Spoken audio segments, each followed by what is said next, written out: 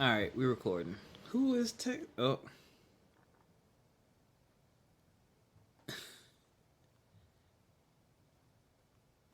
wow, that's funny.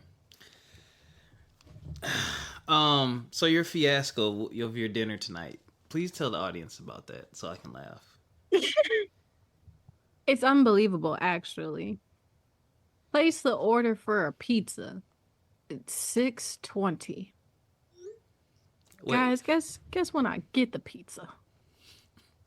Okay, not even just guess.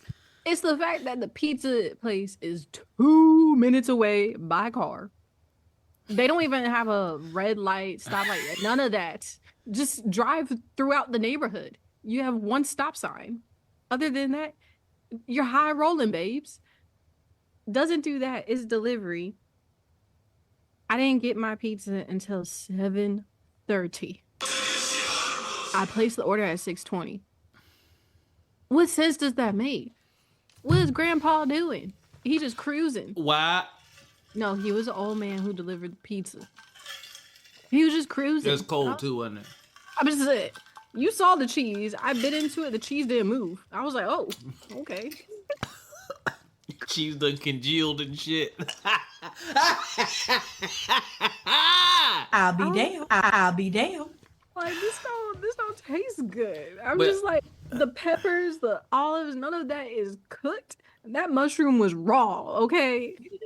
I'll be damned. I'll be damned. it's your fault, yo, and that's what you get. I I am in my jammies. I want to leave. I'll be damned. I'll be damned. You know what? I gotta do this one for Kevin Samuels. Here, Will, what did it do? Here, Will. You did not leave your house in your pajamas or in a bonnet. I gotta give you credit, my sister. I, yeah, what once this garb is on, it's not coming off. I would tell you that. I'll be damned. That's how It's I feel. on for the day. I got on basketball shorts and some sort of a t-shirt. That's my fit for the day. Once I get out of work and do my either a shower or Yeah. I do a rinse off with a hot spot, so I won't be musty in my bed. Listen, that's it. If I get ready to go out, I'll check my legs, make sure my legs and my elbows ain't ashy. That's one thing about me. I do not like to be ashy, and I do not like to be stank. So them things will always be in check.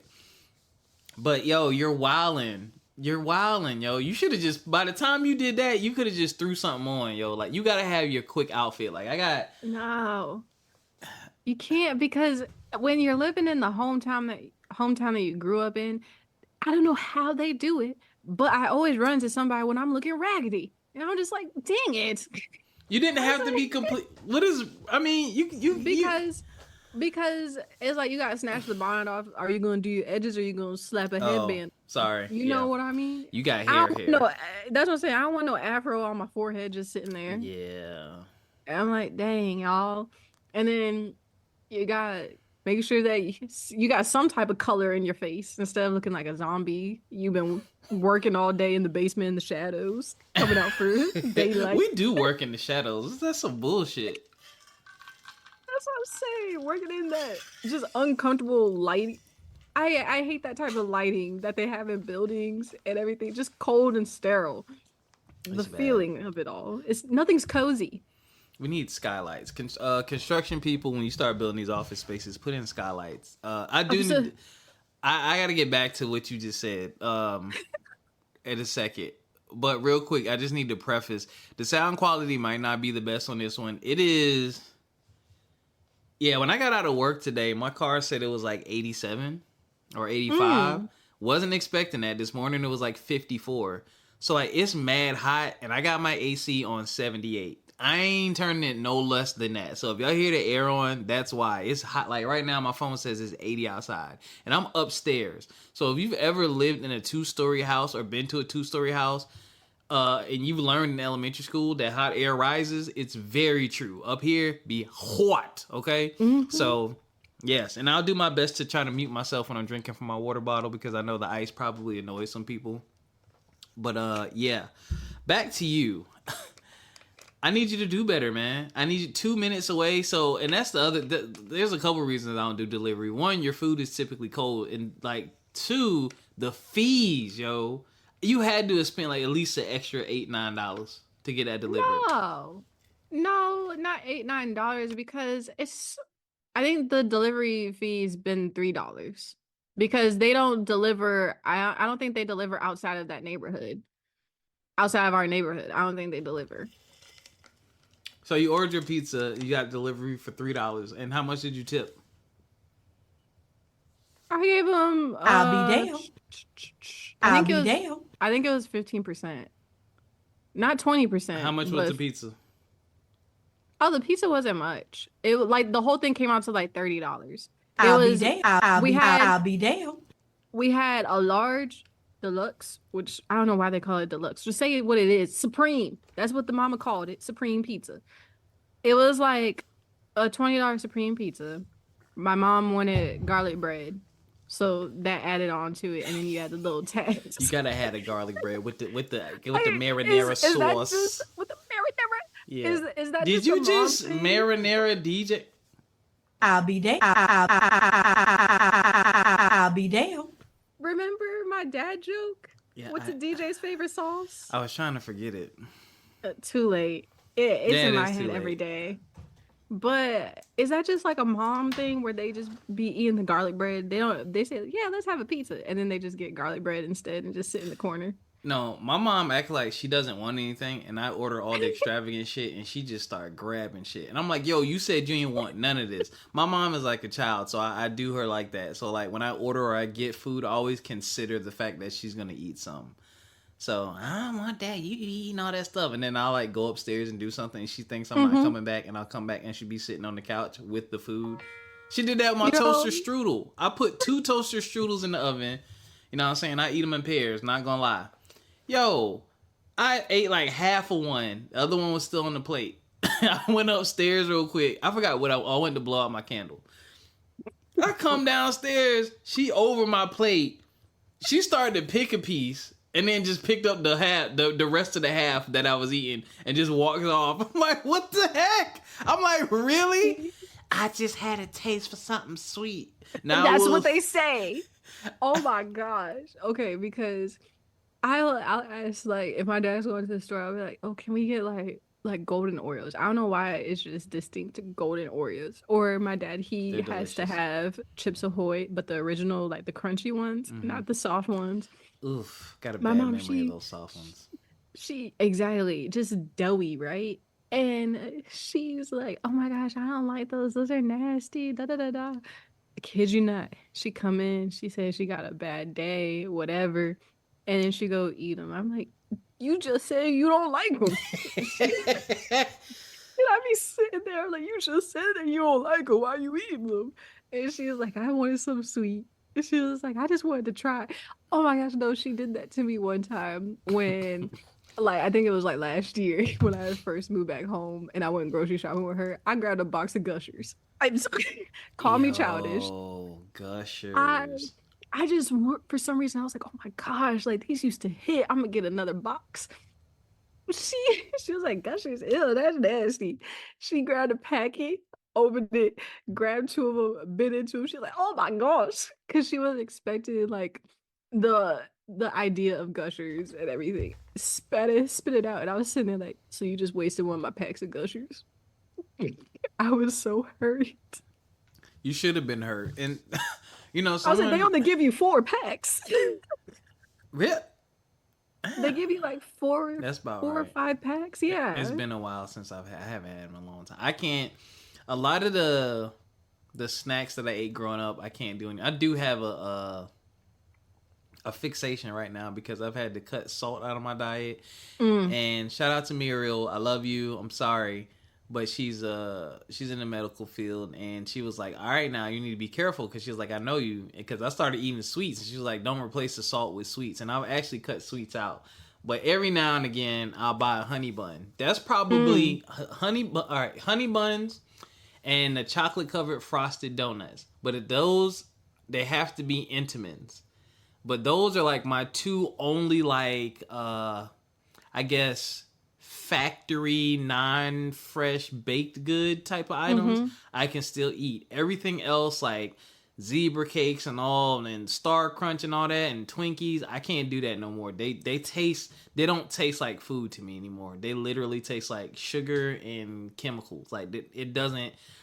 I don't know what it is. I don't know what's wrong with them. The donuts taste like donuts to me. The honey bun still tastes the same, but like all that other stuff, you gotta miss me with it. I need it fresh baked. If I had a Twinkie today, I'd probably throw up. It's nasty, right?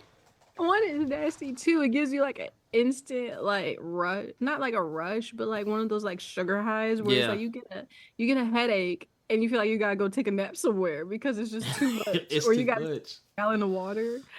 And even I think whenever my mom she bakes like chocolate chip cookies, and you know how they're like, oh yeah, chocolate chip cookies and milk. Da, da, da, da. No, I eat one, I gotta chug some water for the rest of the night because that sweetness is a little too much.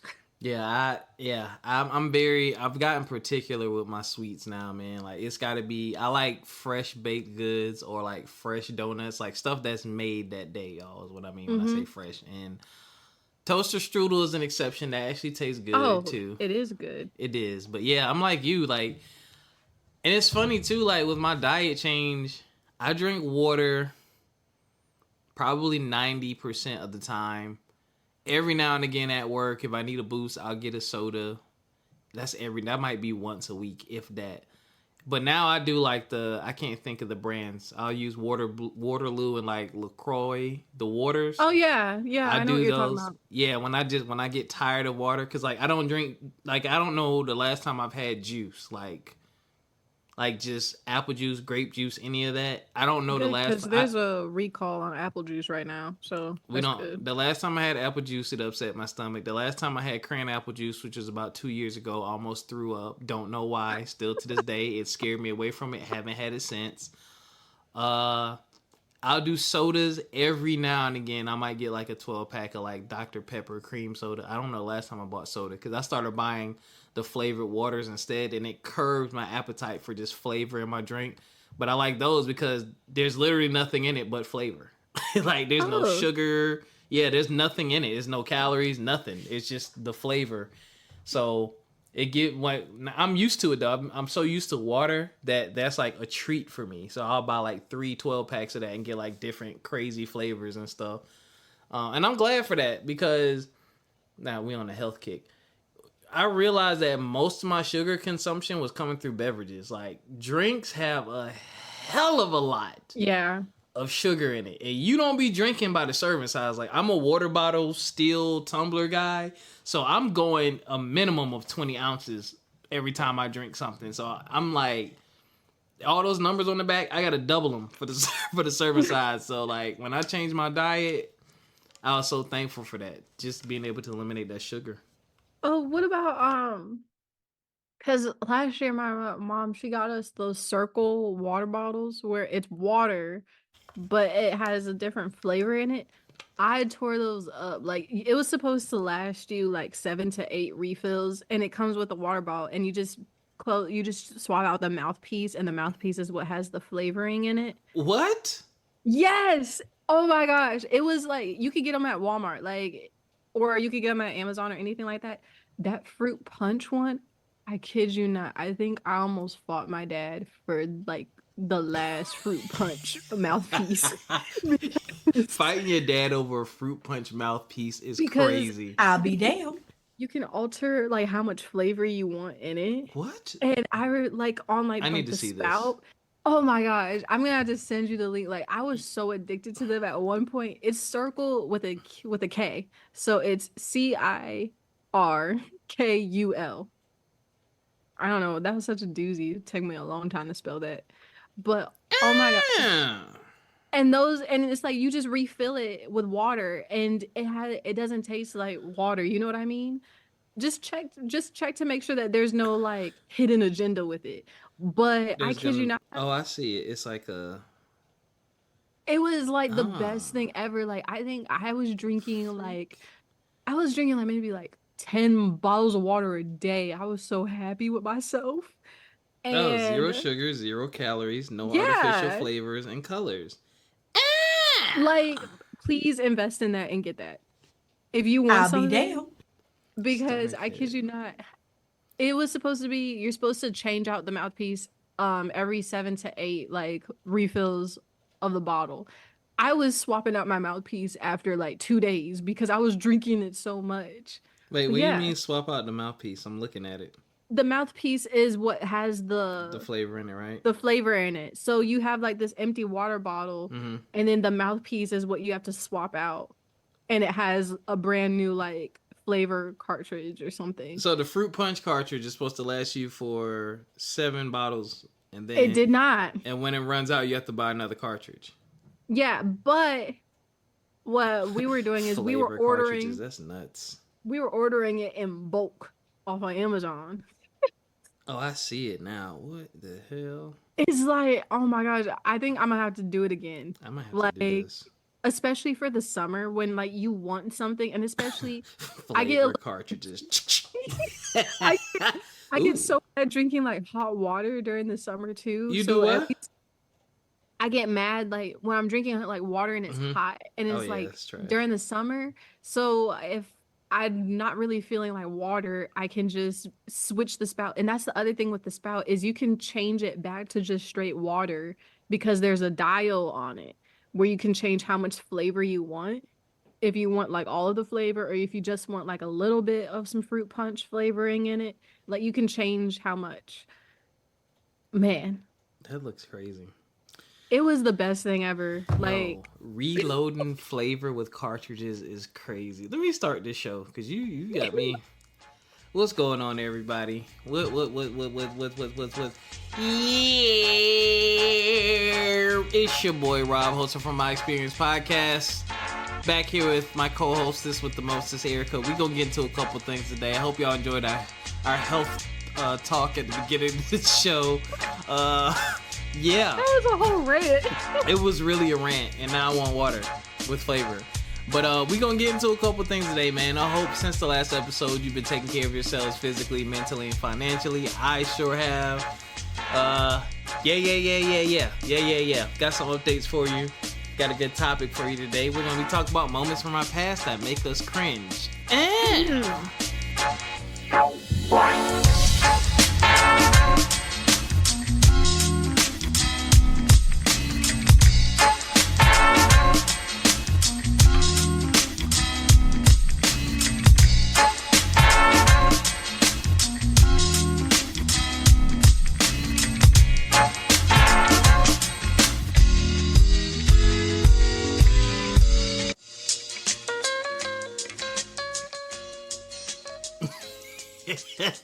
I'm thinking about my mentor because when I was student teaching, first cringe moment before we get to headlines. Already. I don't remember, you're shout out, let me get his name of his podcast. But shout out to Craig King, my mentor. When I was teaching, whoa, Instagram. My algorithm is crazy. Can't tell y'all. All right, so it's called Craig and Kobe. Kobie. Craig and Kobe, man. Conversations with Craig and Kobe. Check out their podcast. They're Craig and Kobe on Instagram. Check out their podcast, man. But this is not really a cringe, but it's kind of cringe. You you know how like you're yourself, right? Like we're ourselves on here. You've always been yourself with me. I've always been myself with you. But it's like you have to find the moment where you decide if someone is ready for your doofy ass. Oh. And I like now how you say oof all the time. You didn't oof, the first few episodes you was but then you realize, oh, I can oof around this guy. Yeah, yo, so like, I don't remember how or why, but like when I was working with Mr. King, doing my student teaching, man, I don't know when the doofiness came out, but boy, when it did, like it was so hard to work with one another because we was just eye to eye. We saw eye to eye on the jokes, the inside jokes. Like there was no question on whether or not, oh man, maybe he won't find this funny. Like there was never a question about that, man. But boy, we had so many jokes, man. Like that's like when we see each other, we like, like we just, because we think about that class, man, which is a bunch of beautiful kids who are grown now. Just beautiful, wonderful kids, man, and we had such a good time together. But just thinking about that, yo, I was like, yo, I was a mad doof, yo. But shout out to Mr. King for helping me finish college. That was a rough time. I ain't had no car. Oh, I ain't had no car. Oh. Bam. What? I couldn't afford my insurance. It was either that or my engine broke down. What was wrong with that car? My car needed a part, I think. I think that's when my engine was acting stupid, man. And I had to ask him. I ain't know him like that. And he used to pick me up and take me to work with him. He did that for a while until I got my car straight, man. So shout out to you, Mr. King. That was a tough ask, you know, because when you have a morning routine, it's based on time. You know, you want to fart in your car, turn your music up. That's your time for. You know, that's your time for you to do you in the morning. You know, you ain't got to talk to nobody. You ain't got to be bothered. And it's like, you want to ride? Talking. Like, you want to ride my mornings. My mornings. I gotta change the music. Yo, passengers be mad demanding, yo. I ain't gonna go down that road, but I'm sorry, y'all. Ranting. You ready for headlines? Yes. You're up. Okay. Sorry about that. So Dan Schneider is... Who? Dan Schneider. Who is this, yo? Go ahead, yo. What? I heard of Robert Schneider. Who is Dan Schneider? Yo, hold up. Where you go? Don't give me. Let me find out you got bootleg headlines, yo. Who is? I don't. Robert Schneider. Dan Schneider. Go ahead, yo. Dan Schneider. Okay. Wait a minute, I can't concentrate. You had the bomb headlines last week, and you started this week with some damn Dan Schneider. I blanked out. Yo, you fell off, yo. You fell off in a week. I did. It's bad. Oh, God. Go ahead, yo. Sorry. Dan Schneider used to be one of the producers on all of these Nickelodeon TV shows. And he's been alleged to be like one of the main assaulters for a lot of these child actors from Nickelodeon. And ever since that docuseries Quiet on Set came on, he's claiming that that's defamation and he's gonna take the producers to court because he had no idea about these kids being assaulted and harassed, all of this stuff, and he has no doings in that part. And he says that the way that the episodes were edited made it seem as if he was the culprit. Wow. So yeah. Horrible transition from me laughing. Didn't know who he was. Now I wish I didn't know who he was for real. And shout out to any child actor that was a part of that era. I feel so bad for you, man, because and I pray that y'all can get past it, you know, and I you know, prayers, peace, and blessings and healing to all of y'all, because those shows really filled a large part of my childhood. Yeah. Y'all were real life, like, TV friends for people. Like, y'all was like our peoples growing up, just from all that. Kenan and Kel. There's just so many shows. What the heck else was on there? Was Guts? I don't know if any of the Guts people. Well, those were just regular kids, but just so many influential people and influential shows, especially All That. All That was my jam, yo. That was basically like the kid version of In Living Color. Yeah, it was. Man, they should bring that back, but I don't know what comedy looks like among kids today. Y'all, no, they joke like adults. Never mind. Yeah, and also it's just, it puts such a bad taste in your mouth too, because like growing up, Nickelodeon was like my favorite channel because it was like you had like the Amanda Show with Amanda Bynes and like Drake and Josh, iCarly, Victorious, all of them. And just to like get older and then realize how perverted some of the scripts are in those episodes, and also the innuendos and everything like that, and knowing that he, not just saying him, but there's been a lot of other alleged assaulters that have worked on these shows, And just knowing that these child actors kind of suffered during that time while they were giving us entertainment. That's crazy. It puts a really rotten taste in your mouth. It does. Because you can't even like go back and enjoy it or like reminisce on these because, you know, at the end of the day, someone was going through like the worst. Yeah. And like for that to be, it sucks because, you know, for some of them, that's like, those were historic moments, seeing like, you know, black actors or whatnot, or, you know, that's like a huge achievement and a huge accomplishment to end up on TV. And like for a long time, and it's like you want your kids and you want to be able to share that with people, but it's like that's a painful memory. So that's crazy. And that's also why it's like, okay, like I definitely see why, like when you see certain subs, like child actors, why the path that they go on, like when they get older, where they feel like they, like people are like, oh my gosh, they've gone wild, they're like rebels now, this, that, the third. It's like we never knew or know what they're going through. Yeah, that's a fact. So on to other news. We can't skip talking about the protests that have been going on all these college campuses. And officers being incited to just... I just think that's the worst thing about this, is that the officers are basically being violent towards children at the end of the day. I just can't get over that.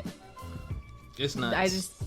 It's like from tear gas to pepper spray to rubber bullets, and these are the same kids who grew up being scared to go to school because of school shootings. And to see this type of violence being inflicted on them is crazy. It just makes my stomach hurt. They're babies. I can't even imagine. I was a baby at 18, 19. They have guts for sure, but they're babies at the end of the day. They are. I really wish people could just protest and actually exercise their freedom of speech without fear of being harmed for it. Yeah. Especially students. And these kids aren't dumb, you know? We have the internet. We have eyes, you know? We can do research now and see when things are wrong and when we truly disagree with something. And it's just like, where's the violence coming from? Like, and for, I don't know if the colleges are actually involved, but it's like, why not, you know, create a safe space for them to do it? Like, hey, if y'all want to protest, we'll open the gym from this time to this time and let y'all protest. You can stream, you're inside, you're safe, you're cool, you're all right, because we're an institute of higher education, and part of higher education and learning is discussions, discourse, debates. Like, that's a part of it, you know what I'm saying? So why not help protect the students? I'm not saying that schools aren't doing this, but it's like, why not help protect them? And then you can kind of help eliminate the BS for people who are just doing it and just trying to tag along, from the people who are like, yo, I'm really serious and really passionate about this. It's like, all right, well, I mean, you're paying to go here, so let's set up let's organize this thing for real, so y'all can do this in a safe, controlled environment. But yeah, it sucks. That sucks. And to also piggyback on it, I've been seeing a lot of comments and people with different takes on social media, and I forgot who said this, but someone said that college is legit one of the last like times basically where you are surrounded by such an established community of diverse backgrounds who are all taking a stance on something. And to have that, and it's like, this is one of the last times that you can do it without like the whole 9 to 5 or responsibility and the risk of like career suicide, this, that, the third. It's like, so that's why I also don't understand, why are we trying to just like block college students when also college students have been at the forefront of almost every single social issue in the country practically. And also this is all happening around this anniversary of the Kent State massacre. Yeah. there's gonna be a shift in the next few years. If politics was, I'm not gonna say that. I'm gonna keep that thought to myself. No, I mean, it's gonna take, what it's really gonna take, I think, is just younger people that are more in touch. We need younger people in these political positions, but I mean, also people like me have to get out and help them, but like, they need the support. We just need people who are more in tune and more in touch to help get things done, man, because these people are so old and out of touch. Yeah. But it's like, you need the balance, because you have the old people who are out of touch, but they have knowledge and experience of the past, and then you have young people with these new dope ideas that are more in touch, but they don't have the experience and don't understand that, hey, if you do this, this is what this looks like 10 years from now. You know, you can't just think about today, you got to think down the road. But I think those meeting on the minds would be a great thing, but I digress. I'll let you continue with your headlines. No, I agree with you with that. Like, some of these older people that are in office, get them out, because all they're doing is, I would just be honest, get them out before they kick the can, because... Yo, you can... Hold up. I'm so serious. I'll be damned. I'll be damned. Because it's like they're so out of touch, and they don't really care about certain things for the future of the country when they know that they've already benefited and already lived a life. They're kind of messing up the way in the future of the country for everyone younger than them. That's a fact. So that's why I'm like, but anyways, we're gonna end the headlines on a good note. Well, it's not really a good note, but I thought it was kind of funny, just a little bit. Sorry. So, brown bear named Juniper from Seattle's Woodland Park Zoo goes for a swim in the pond, but there's a lot of kids watching. The bear sets its sights on a mother duck and their ducklings and eats the ducklings in front of the children.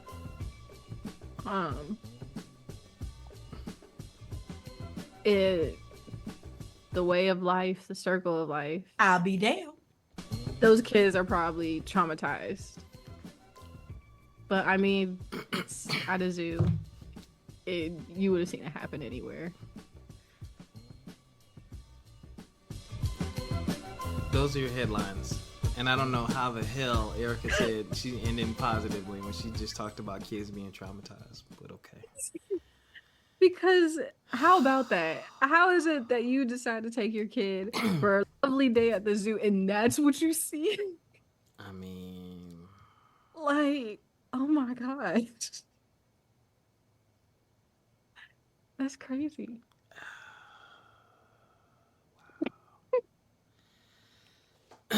Oh, hell no. Back to the headlines. Oh, yeah. I was waiting for you to... You're supposed to come in there for that one. Yeah.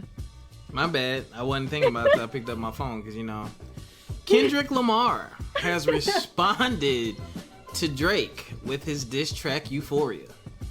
And if I had a license to play music on here, I would play the entire 6 minutes.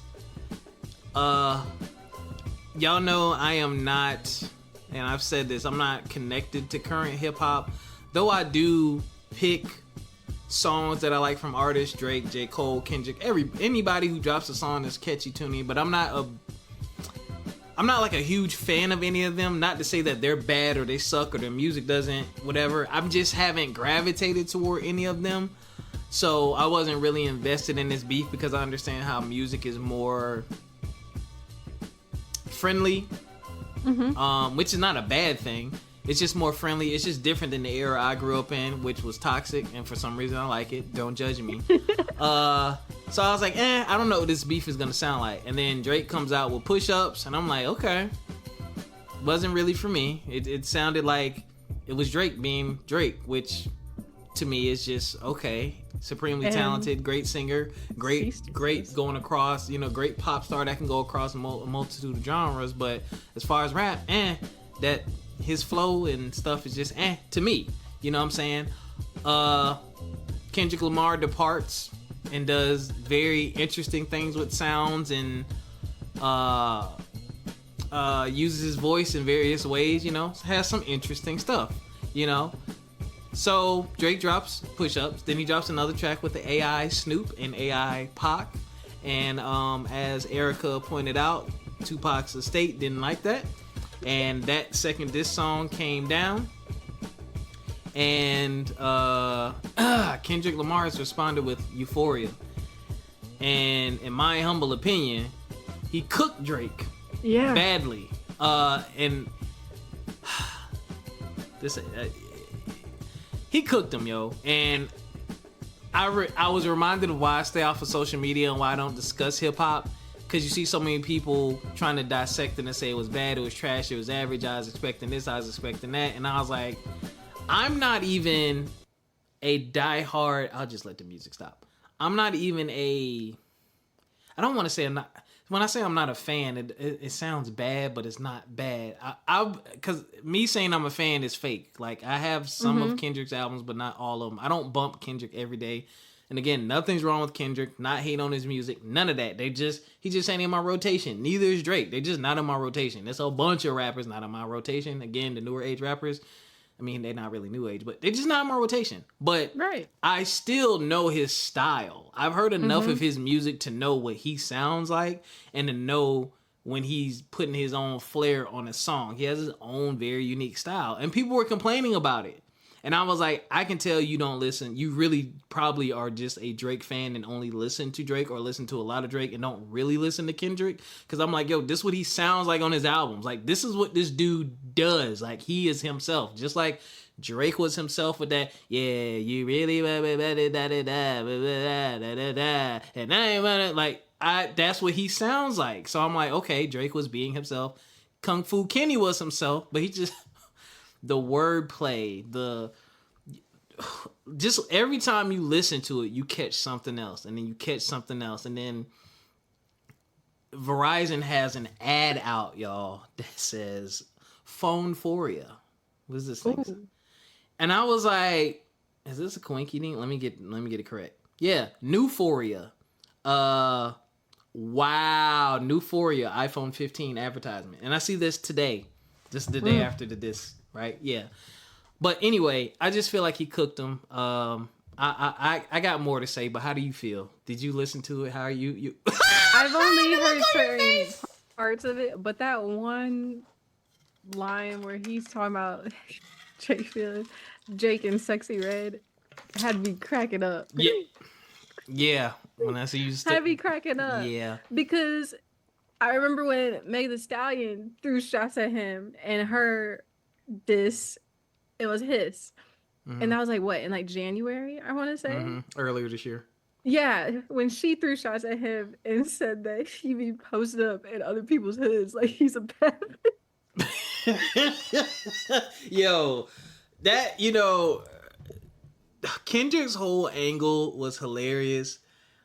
People were like, oh, he ain't say nothing that nobody else said, blah, blah, blah. And I'm like, nah, this dude put it all together. And basically, Drake, I think, tried to paint the picture of Kendrick just being like... jealous, or like this super black guy. And it's like, you're never going to be as good as me. And Kendrick... oh, yeah, he did come for him. Kendrick did. Yeah. Kendrick painted the picture that, yes, you came up and you're rich and you famous and that's all you care about, but you're still lame. Yes. You're trying to be accepted by black people. You are a groupie and you act like a bad bitch. Yes. I question you as a man and a father. Oh yeah. I don't think you actually like women, and not that you're gay, but that you actually don't like them. Like, genuinely, you don't like them as people. And I was like... I caught that as another way as one, he doesn't like women as people because he always says like something slick and shady towards whoever he liked or anything at the time. And he does it all the time. Like that whole link up with Chris Brown, like as a like get back at you towards like Rihanna. Yeah. That whole ordeal, everything. But also I felt like Kendrick was also touching on the fact that Drake doesn't really date women that are his age. He's always dating women. So that's why he said, you don't really like women. Yeah. Trying to touch on the fact, no, you like girls. I'll be damned. I I'll be saw damned. people with a lot of that take, and I was like, that's what it sounds like because Drake's head, like, is like you shouldn't be texting Millie Bobby Brown when she's a whole minor, talking about you just checking in on her. I'll You be are a grown damned. man. Why are you texting a little 14, 15-year-old girl?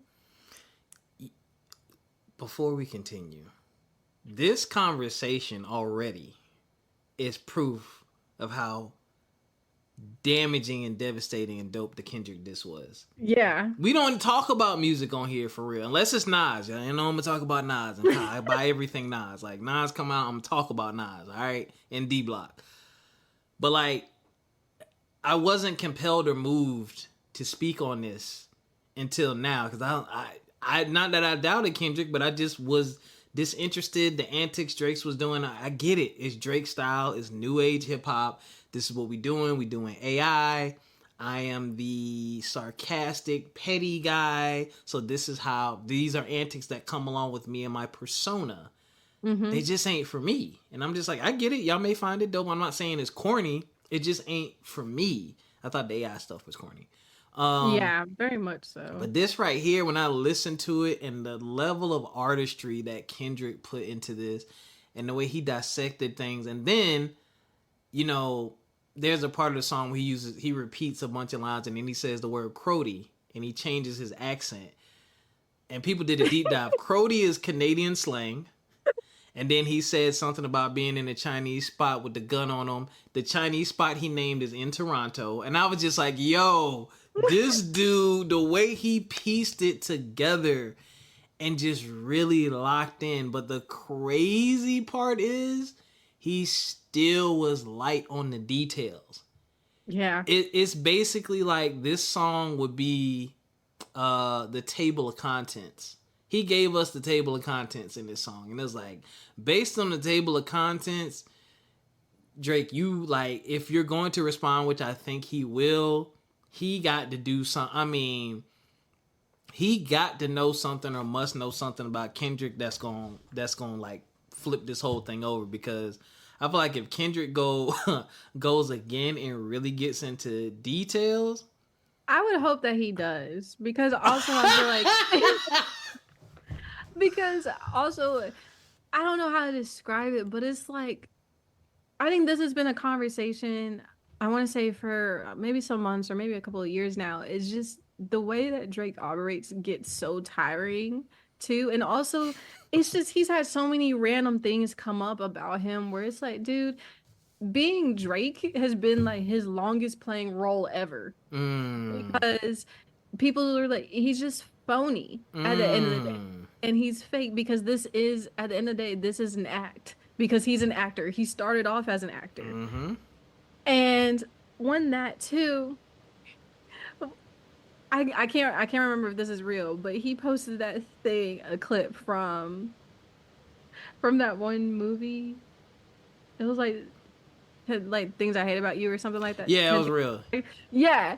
And I'm just like, the way that you're already going about this, like, dude, and also he's petty and he's trying to lighten the mood, but go ahead. Yeah, and also the diss from Kendrick also has just unearthed so many different clips and interviews of Drake when he said that I have an association to a black man, like he's what association, but he's not, like, basically he wasn't claiming to be black. Yeah, and that's my thing, is like, you don't even claim it at the end of the day, and that's not to force you to, but it's like you don't even claim it.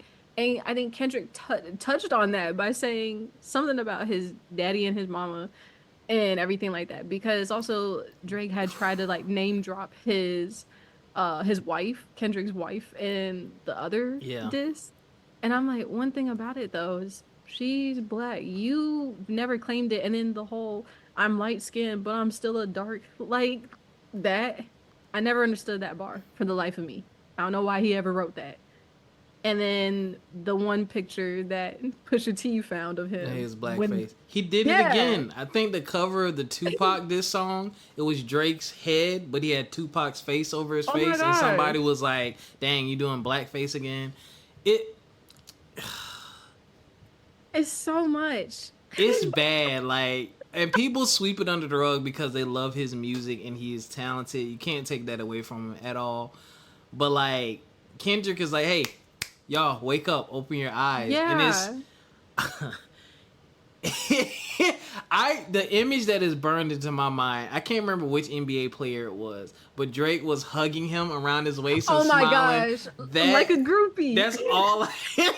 When people start bringing up these traits, that picture comes to mind. And I think he was already like big at that point, like and famous. And I'm like, bro, you can't be doing it. Like, you can't be doing that. Like, come on, dog. Like, but and the other thing that I really love, that is true.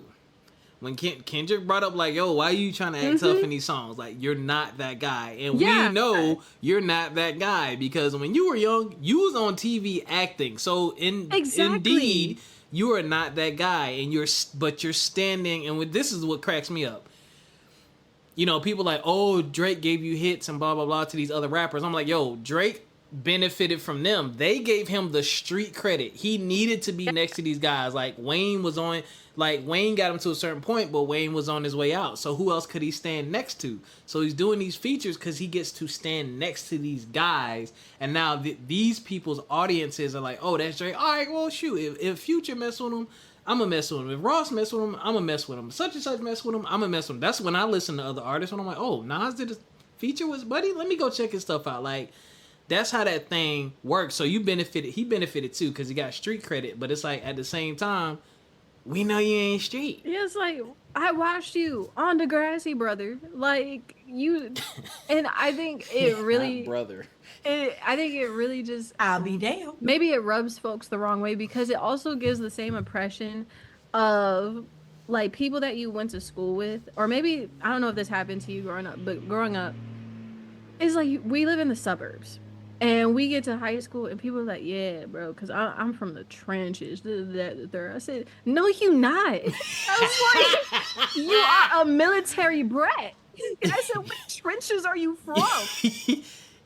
I said, your mama worked at the Pentagon, your daddy in the military. What trenches are there? I'll be damned. You know, and it gives that, like, phony, like, lame, like, corny thing where it's like, stop faking. I think people would have so much more respect if you just stood on the fact of where you came from. Like, okay, yeah, you probably came from like a wealthy background, or you came from some type of privilege. You came from being like a theater kid and acting and everything like that. Stand on that. You don't have to be like, yeah, I was on the blocks and on the corners doing this. He can't stand on that. Exactly. I'm like, he can't stand on that because what does that do to his music? He can't make the music that he's made and made money off of and all these anthems. He can't make those because you standing on something that ain't got nothing to do with that. But I mean, these days people don't care. Like these days people don't care. And like to your point, y'all just be who you are. Like I wasn't from the hood, didn't come from the hood. I've been in some situations and some circumstances I've had to deal with, and I've hung around some not so savory characters, and I learned a thing or two here and there. But I'm not a super thug guy. But I'm also a man first. That does not mean I would not slap the shit out of you or handle things a different way if I need to, but I don't have to walk around like I'm super thug and I grew up in the trenches. Like, you don't need that to quote unquote be quote unquote tough. You can be tough without that. Those people just had it worse. Like, so it's okay. Like, you don't need this super thug exterior. Like, and that actually invites more trouble and more problems because somebody who's really going through that, they might check you one day. And then you don't want to have, that's not something you want to have to validate. Let me tell you, because I've seen it in person. I'm like, talking all that trash. Somebody gonna run down on you like, oh, I think I'm better than you. What's up? And also like, and I'm glad that Kendrick also touched on the fact where it's like he truly doesn't know who he is at the end of the day because he sits and tries to try on certain aspects and different aesthetics to see what's gonna fit him and what's not. Because I mean, I noticed that when he was basically copying Smino with the braids and the barrettes and the hair and everything like that, you were basically copying someone's own signature style. And that whole, I don't know what pose he be doing with this one pose where he's like this, like he a mob wife. Showing the teeth. No, not the Oh, teeth. he's not showing the He's the doing. grill. It's like the pinky, but he's doing like the what's it called? The Mr. Evil thing Dr. from. Evil. Yeah, Dr. Oh. Evil. He's been doing that weird like smolder thing. And that's when I'm like, brother, calm down. How old are you? brother, yo. You sound like Hulk Hogan, yo. I'll be damned. I'm not doing this with you. I was like, I'll tell you this right here, man. brother. Yo. Like, oh my gosh. Once again, and yes, we're being unfair. Who gives a fuck? Actually, we're not. This is all sparked by Kendrick's diss song. Kendrick is pointing out that this dude is corny. They're very much and when you think about it, he's corny. And you can be corny and rich and super talented. There's plenty of people like that. I mean, that's just life. Doesn't take away from his artistry, doesn't take away from his talent. But two things can be true. And it's funny when he brings these things up because there's so much evidence floating around, like not even hidden. You ain't got to look hard at all. And one of the biggest giveaways is there's a reason why he doesn't do interviews. If you notice, he had his own OVO thing, but he don't do interviews. He don't go to radio and go to these black outlets and do interviews. Is because if someone pointed this out, they said he's corny. He's going to come off corny and he doesn't want to taint his persona. And I was like, wow. And I thought about it. I was like, he really don't do interviews. He was like, Rick Ross be doing interviews. Like, Future do interviews. Thank you for reminding me about Rick Ross. I got to laugh. We off topic, so we almost at an hour. But go ahead.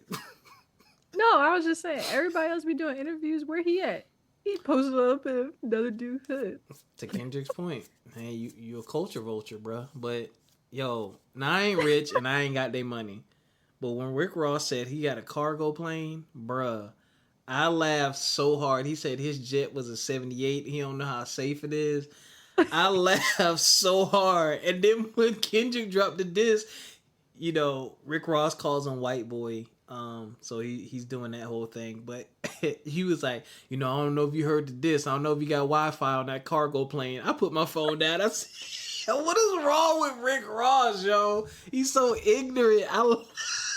Yo, stunting by having a cargo plane is crazy, yo. From 78, I laughed so hard. And I'm like, man, this is just too funny. But I'm enjoying it. I'm enjoying the antics from both sides. I appreciate Drake and I appreciate Kendrick for stepping into this arena. I think every decade or so, the top MCs at some point do clash and they go at it. And I think it's good for hip hop. It's right now, it's friendly, it's competitive, you know, and we get good music out of it and we get a different level and a different type of entertainment. And this is one thing that I think is very unique to hip hop are the battles. And you know, it's a great time if you don't do this to go down the rabbit hole and listen back to some old beats and look at the story. Some of them things was in the streets though. Some of them leaked out to the streets. Don't think this one will go there, but yeah, I do appreciate them for stepping up and stepping into the arena because everyone doesn't do that. J. Cole. So, you know, I love J. Cole, but I was hoping he was gonna get in there, but now I think he knew that Kendrick was coming for the biracials, and he said, "I have no dog in this fight." Coming for the biracials. Wow. Yeah. Well, nah. Just yeah. We talked about his apology. He just ain't willing to go there, which I get it. Like it's like he ain't got the animosity towards Kenny, but clearly there's some animosity towards Drake. But I digress. I'm done. That wasn't supposed to be a topic. You got anything else on that? No, I don't. It's just funny. That one line keeps playing in my head because there's a picture of him in Sexy Red and he's like in the club. Two bad bitches, as Kendrick said. I don't even use the B word. I forgot about the BBL and ab etching allegation. The other stinger. What? The other stinger. So you brought up earlier him messing with young girls. Yeah. Allegedly. Mm-hmm. So you know he's involved with the show Euphoria. That's like, too, yeah. Yeah, so I forgot that. Yeah, he's like involved some kind. I forgot what role. He's like a producer, but I don't ever And y'all know what Euphoria is about. Exactly. High school kids getting into all kind of McNasty antics and crazy lifestyle Drug plots use, everything. Yeah, so it's like I don't ever remember seeing his name on any of the credits though. That was the crazy part where I was like, he's on it. Did you look for Aubrey Graham? Because that's his Oh name. yeah, I was like, I probably saw Aubrey and was like, okay, but I That's always forget probably his legal name, Aubrey Graham. Where am you Drake now? Apparently yesterday was National Honesty Day too. Well, maybe he should just be National honest. Truth Day. He should be truthful and be honest to all of us. I'm gonna sip my water. All right, sorry y'all. We weren't supposed to talk about that like that. But that just, to me, that just goes to show the greatness of Kendrick Lamar. Something I was barely paying attention to. It wasn't truly invested in. He made me get invested. Like, I promise you. 6-minute diss track. Just say how much he hates the dude. Yeah. Oh, stop, yo. Because I can go to, that's the whole DMX reference. Because DMX has said he hated Drake and all these things about him. And he turned that, yo, for him to take that and turn that into a hook. And bar him up. Okay, I gotta stop because I'll do this for another hour. And we not the hip hop show. I get it. I know people like, oh, what about Drake?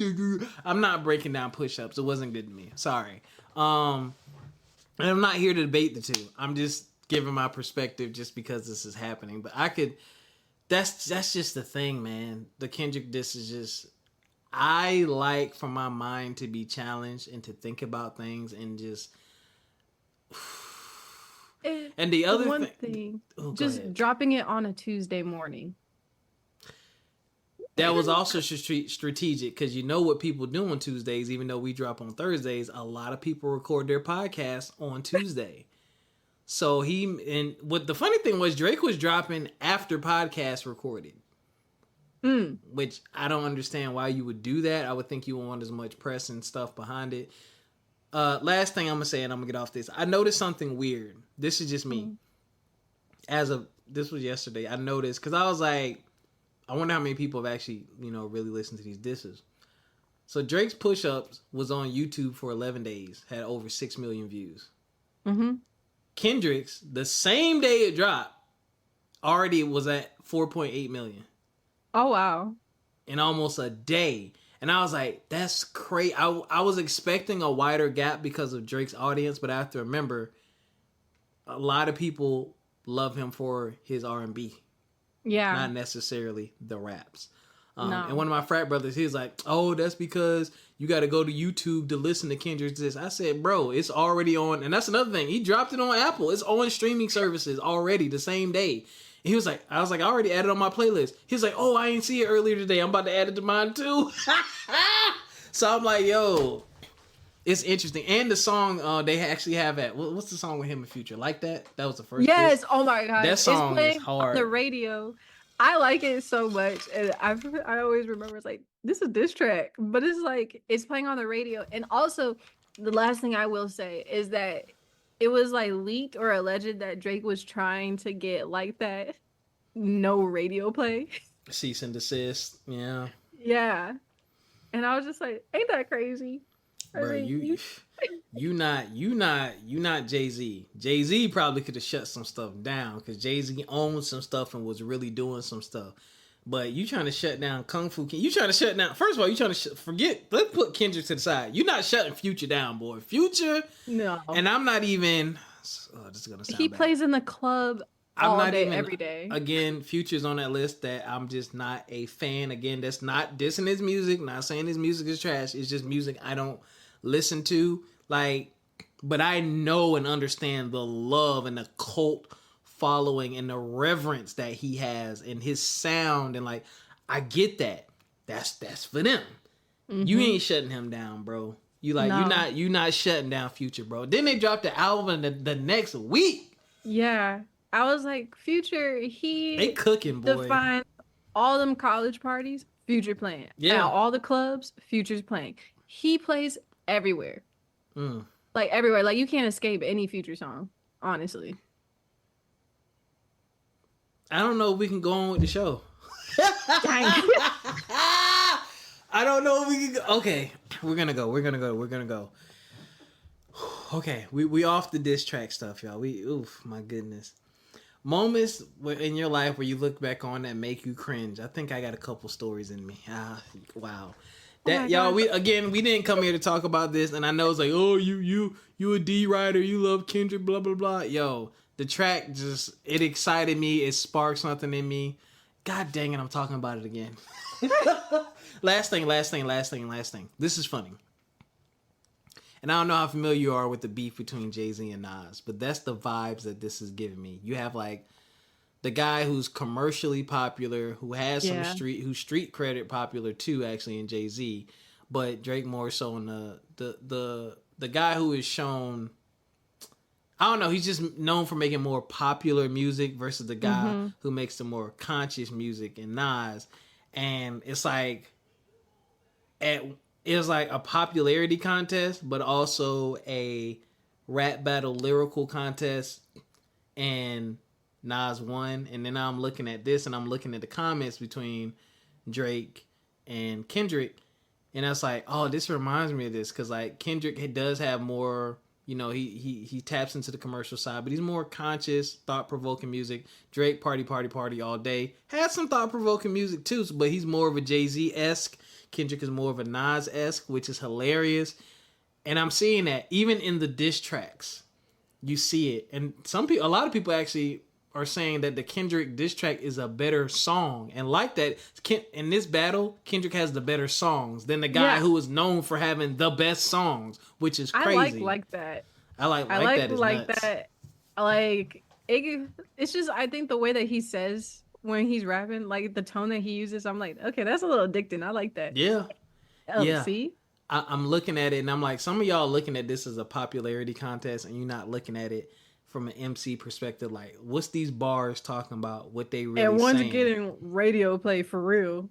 Yeah, one is getting radio play off of his music. His diss track, I think, is going to get played too. Because before I heard it, I read a comment, oh, the production was off. They're playing push-ups in the streets. They're not going to play this Kendrick diss. They're 1,000. I don't listen to the radio, so I don't care anyway. They're 1,000% going to play the Kendrick diss. 3 beats and all them flows. And then his sound effects, beep, beep, beep. Yo. And the way he started it with...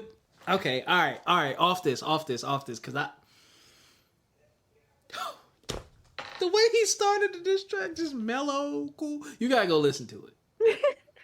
He started off mellow, cool, basically lining up the headshot boy. Crody. All right. Cringe moment. Give us a cringe when you look back on your life, a moment that made you cringe. Now, I ain't shooting you no bail. Something that you did. Something you're like, oh my God, I can't believe I did that, or this happened to me. I got 1,000 of them. I hate this because I know I have so many, but I'm blanking because there's so many. I have so many, basically. Okay, so I will give you one that I told my friends about that used to keep me up at night when I was in like high school. Was basically when I was a kid, right? So as you know, I went to elementary school with my mama, and so it was something where my brother was having surgery or had a doctor's appointment, and I had to go home with my art teacher because she lived around like the same area, right? And my mom would just like pick me up, whatever, I go home for the day. And she took us out to Applebee's because, I mean, her daughter was also my babysitter and everything. And we sitting at Applebee's, and all of a sudden, my grandma... Mind you, my grandma lives in Connecticut. My grandma came around the corner, put her arm around my shoulder.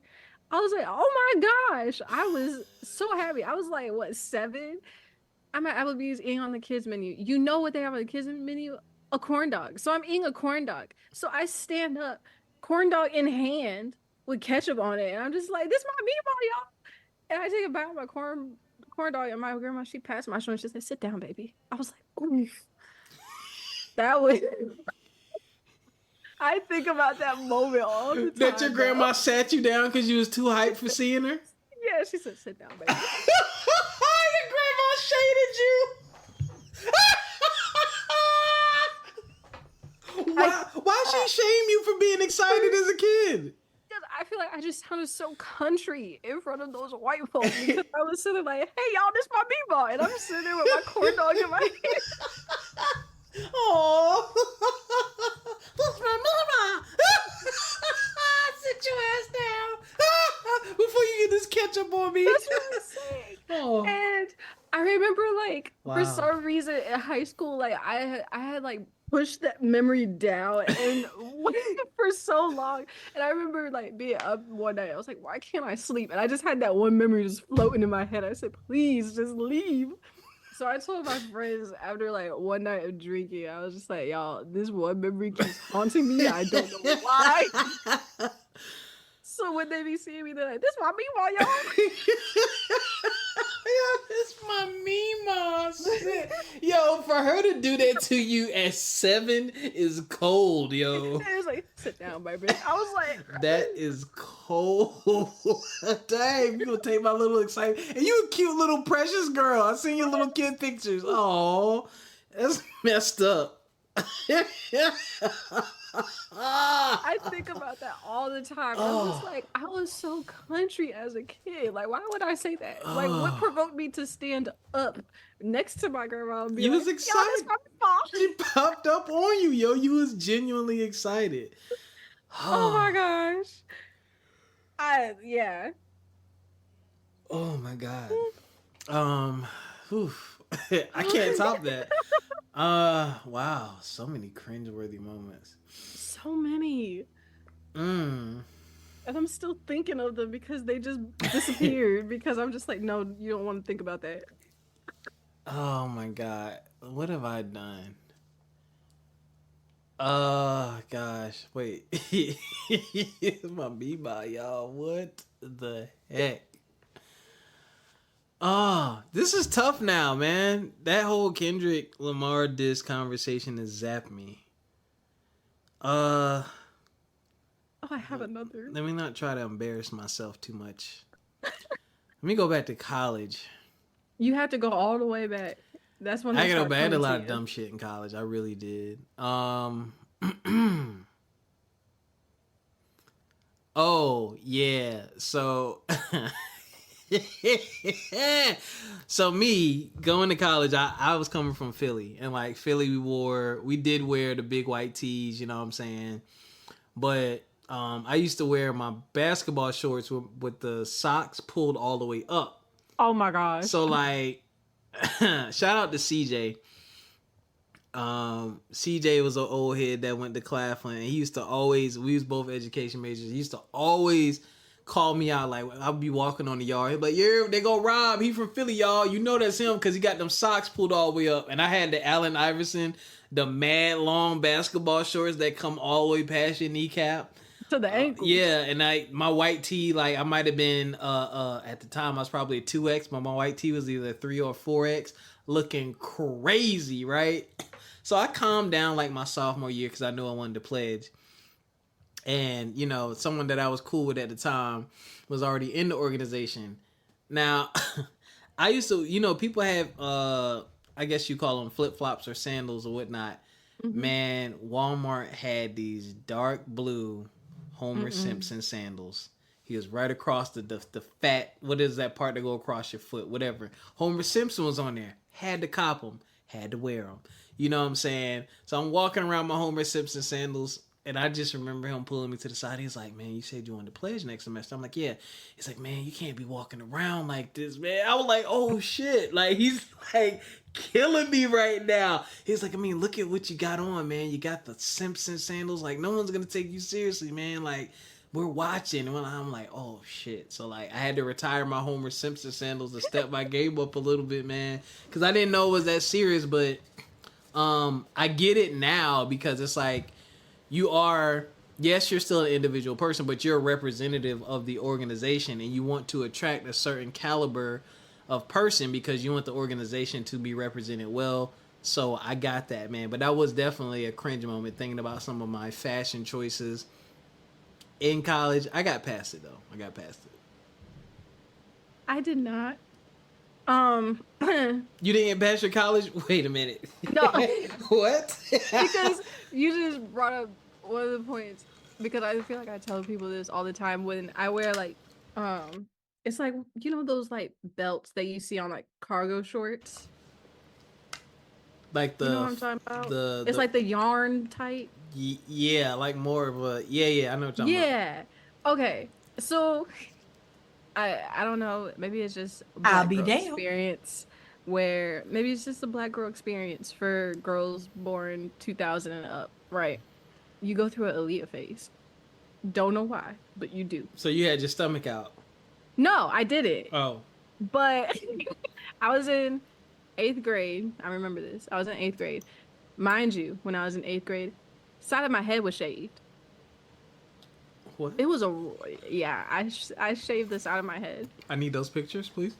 No, those pictures are so, and it was back when my hairstylist, when she was putting like designs and whatnot up in my, I'd go over to her and she would do a little press and curl and whatever, and then put a star up in the side of my head. I need to see this. I'll be damned.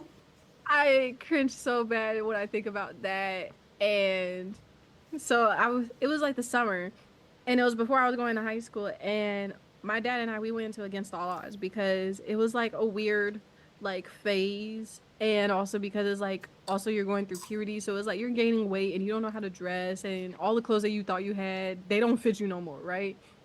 And I don't really wear shorts, so he saw these cargo shorts in Against All Odds, and I was like, oh, these are nice. These are something like a Leo would wear. Da da da da. I get them in 2 colors. I get them in black and I get them in camo. They stop at my ankle. Mm-hmm. They not even shorts at that point. they're definitely not shorts. They're capris. But go ahead. And I had on my red, white, and black Air Maxes. And I was like, oh my gosh, like I'm really styling and profiling on folks. Why I wore that outfit almost every day that summer with a white t-shirt and a black t-shirt. Not every day. And then I'll be like that, damned. like that wasn't enough. And mind you, I'm wearing copy paste the same exact outfit with the same Air Maxes. Like that, it was like I was like a character in like a video game. Like you were just gonna get the same thing every day. First day of school come around my freshman year. What do? I went to sleep so happy because I said I'm about to stun on them. I got my I'll camo be damned. shorts. I got my Air Maxes. I got a fresh ironed white tee. I wear that, go up into school and everything. Senior, right at the court, like your pants. I'll be damned. I thought you was the shit.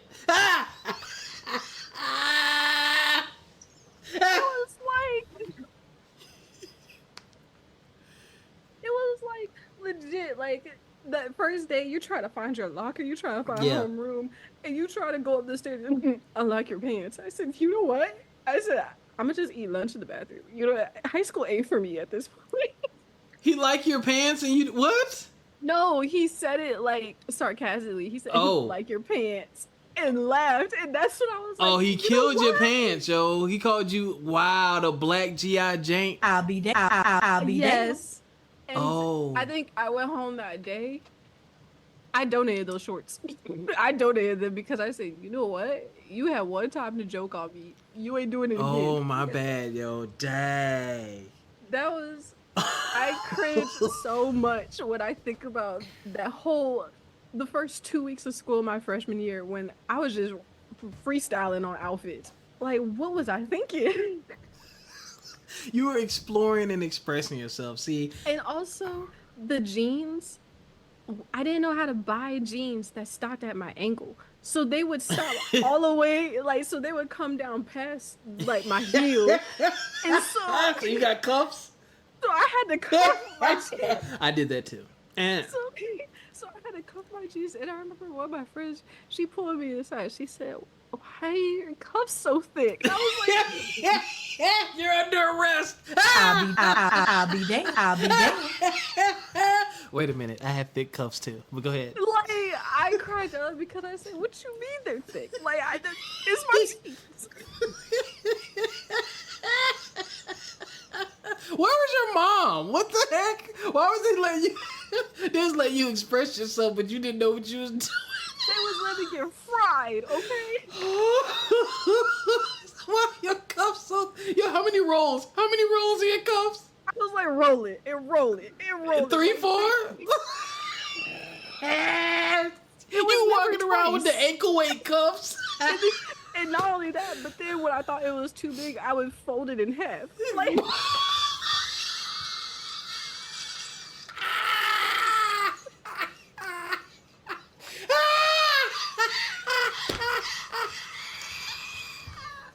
folding the cuff in half is crazy, yo. so now, Oh God.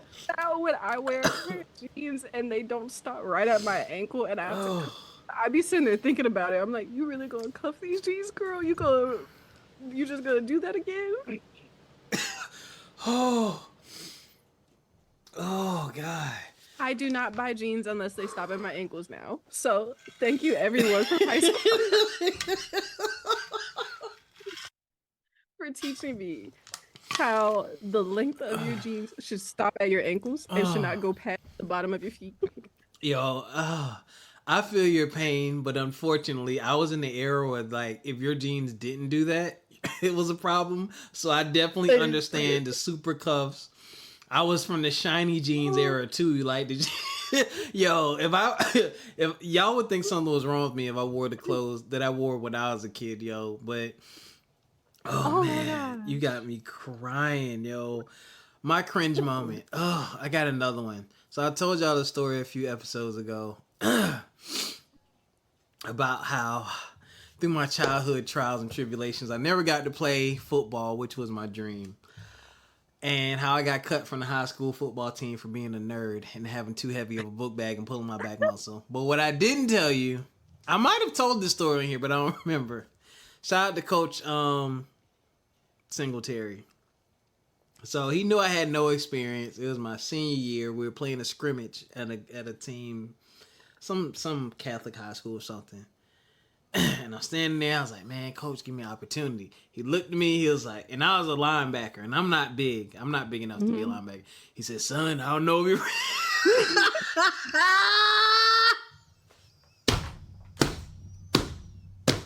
He said, son, I don't know if you're ready. Ooh. I said, man, I got this, blah, blah, blah. Because, like, defense is easy. We ran the same defensive play every time. Man, he said, all right, Wilson, you in. I ran on that field. I was hyped. I was what side I was on? Left outside linebacker. Man, and I broke the cardinal rule from practice. So they're like, one of the things you should do is chop. And that's like, you keep moving your feet, right? So that like when the play starts, when the motion starts, you're in motion. You don't freeze up. I didn't do that.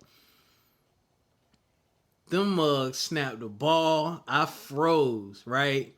And the sad thing is, I saw the play developing. They was running a sweep to my side. And I'm watching the quarterback drop back. I'm watching him hold the ball. I'm watching the running back come.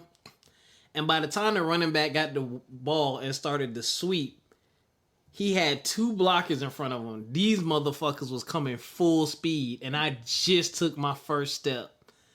When I tell you I tried to run, I don't know why. I ran directly at him. When I say I got the fuck knocked out of me, Ericca, dude hit me so, he hit me so hard, I hit the ground and did a roll. I rolled backwards. I hate those. It was no way Coach didn't see it. He hit me so hard, I flew, hit the ground, rolled back. They almost got like 30, 40 yards off the He's still on the ground. because of me. Coach pulled me right out that game, yo. The head coach was like, who is that? Get him out of here. Yeah, I told you weren't ready. Yo, yeah, so the defensive coach did tell me, they said, hey, son, I gave you a chance. No, he didn't say anything to me then. This my way till we get on the bus ride of shame. Ooh. I mean, it wasn't a real game, it was a scrimmage. So I'm on a bus ride. He kind of looks over his shoulder like, hey, I gave you a shot. Yeah, and I almost died. I will never forget that, yo. Those was the 2 biggest dudes I ever seen in my life. I'm like, y'all can't be in high school, yo. I didn't stand a fucking chance, yo. God. I'm embarrassed by that. I'm glad no one from high school ever remembers that. Oh gosh. Mine from high school is another one because I was in marching band and for 2 years, but my second year, I really was like, you know what, I'm gonna run track, you know. So I was really thinking that I was like hot-ish when it came to like Yo. going to like those like mandatory band rehearsals for a concert. I was like, I already like because I was sitting there like, we practice already in class today. I don't need to show up to do two more like hours of practice at rehearsal after school. I'm gonna go to track practice. And I remember one of the dudes from band, he ran out and he came and got me with his trumpet in hand. He said, Ericca, Mr. Gillis, he's looking for you. And Uh-oh. I said, tell him to keep looking. I thought I I'll was be damned. because I was like, I'm not going. I had his class for 6 periods, so it was already the end of the day. Like, no, I'm not staying. I'm going to practice. I told you I thought I was hot-ish, even though I was the slowest person on that track team. I was dedicated. Wow. But I'll never forget the next day it was a concert. And during the concert, the band came off stage and it was just percussion to play For Elise by Beethoven, right?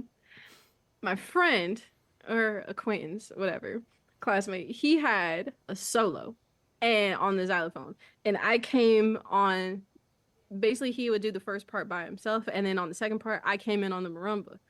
And everybody else would come in. I was chewing my gum because it helps me think and concentrate and everything because I'll start getting crazy, whatever. My band director, he said, spit your gum out before we went on stage. I was like, you such a hater, bro. I said, this is why I'm not doing band next year. I was like, you know what? Like, this was all I needed. Like, so I was already being all funky and everything. We get on that stage and all the rest of the like band people, they go in the audience. Mind you, my parents are in the audience, right? Oh shit. We go to play and I don't look up at him as he's conducting because I have no rhythm. I can't control the beat. I just play. And I just try to blend in as much as possible. I'll be damned. Apparently, I blanked out on the sheet music. I got lost where we were in the sheet music, and I just started playing random notes. I was like, I'll be damned. What? Then he's sitting here like looking, like trying to look at me, and I'm just looking down, and I'm like, badoo, badoo, badoo. Yo. And then he says, stop. Like, oh, stop.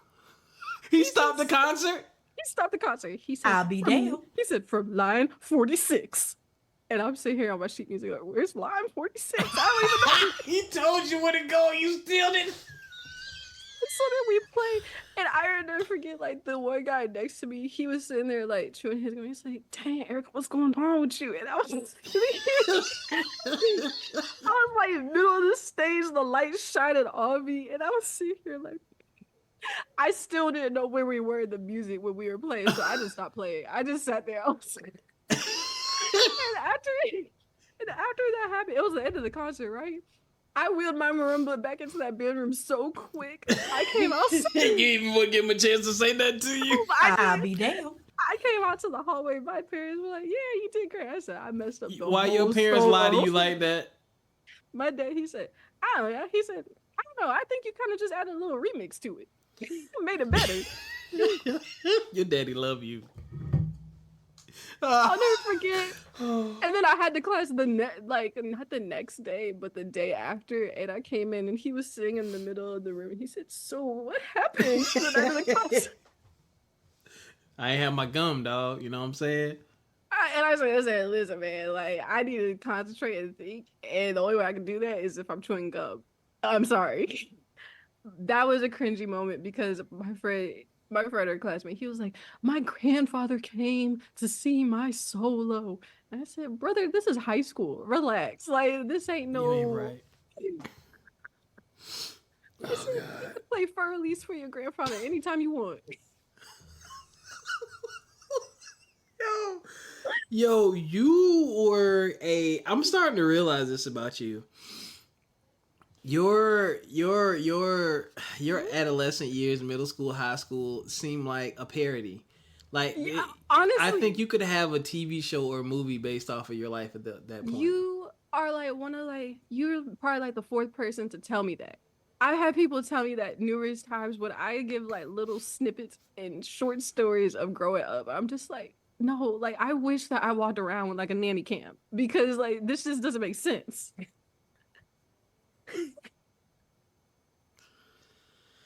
Oh my God. I can't. Yo, you should start writing these down. We'll talk. We might need to produce a film for you. Let me get a message to the Black brothers. This is hilarious.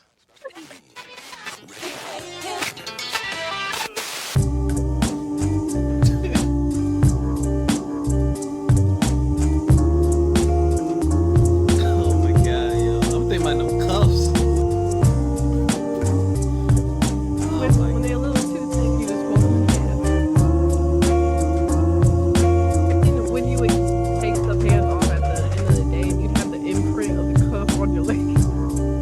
Oh my God. Enough circulation. Oh my God, yo. Hoo-wee. My brothers, strong brothers, white collar brothers, blue collar brothers, reform brothers, toxic brothers, brothers with a sister, brothers with a mother, brothers with a father. If you a brother, this message is for you. Real talk. We shared some cringe-worthy moments from our past, and I just really want to say that we all have them. All of them don't make us laugh. Some of them make us continue to cringe to this day, whether it be because we are embarrassed or still embarrassed, or maybe it's connected to some type of trauma you haven't dealt with. But I do encourage you, whatever it may be, deal with it.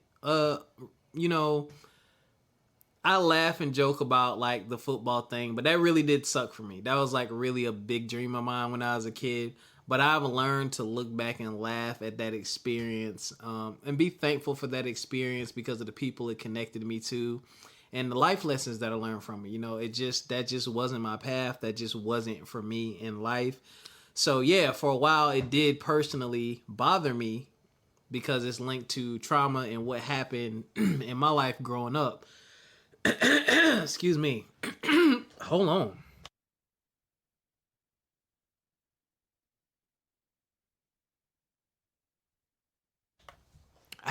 Had to mute my mic and clear my throat.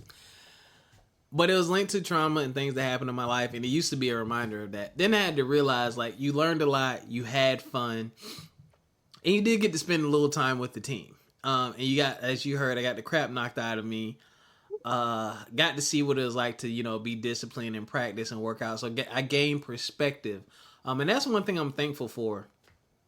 Again, you know, I'm a glass half full type of person. I may not have succeeded at quite a few things in life, but I'm thankful for the experiences because it helps me be more relatable to people. There's a lot of people in a lot of fields that do a lot of things that I can have conversations with and understand their perspective because I've experienced those failures in multiple areas of life when it comes to just athletics, academics, business, career. Like, I've seen it, so I can kind of get it. So I'm thankful for that because it's helped my overall perspective on life and just dealing with people. So turn those lemons into lemonade. That's all I got for y'all. And that's all we got for y'all, man. We hope y'all enjoyed this episode. Man, Ericca, I thank God for you. I needed this laugh. I didn't know how bad I needed a laugh until I started laughing at them damn cuffs. Oh, and I followed that through college. I'm finally just now done. Like, in college, when it was like 30-degree weather, cuff jeans. My ankles was cold all winter.